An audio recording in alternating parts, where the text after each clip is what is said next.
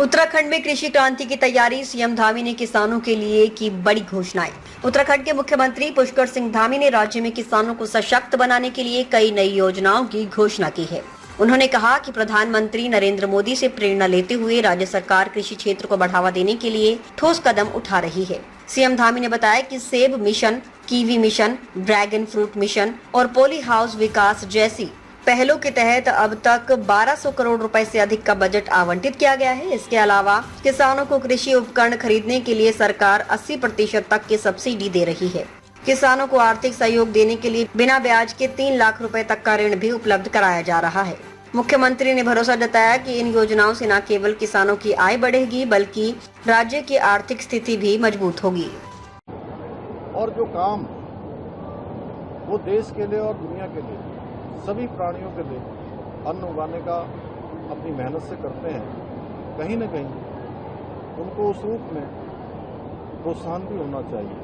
इसी को लेकर किसान सम्मान निधि योजना प्रारंभ करेगी। आज देश के अंदर किसानों के हित में अनेक ऐतिहासिक निर्णय लिए गए हैं, जिनके कारण से किसान अपनी आय को दुगना कर रहे हैं, नई नई तकनीकी नवाचारों को अपना रहे हैं।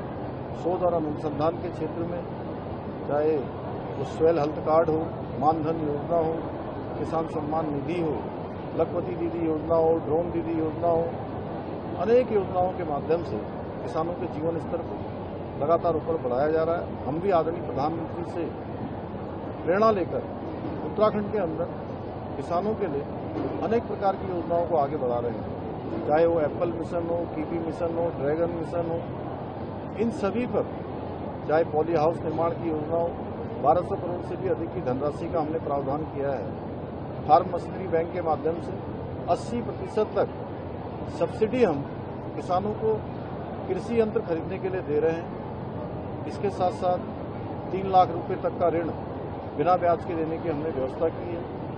चाहे वो आज हमारे मैदानी क्षेत्र हो या पर्वतीय क्षेत्र हो, दोनों क्षेत्रों में समान रूप से, समेकित रूप से वहाँ की परिस्थितियों के अनुरूप कृषि को और किसानों को उनके प्रोत्साहन के लिए और उनके उन्नयन के लिए लगातार हम योजना बना रहे हैं।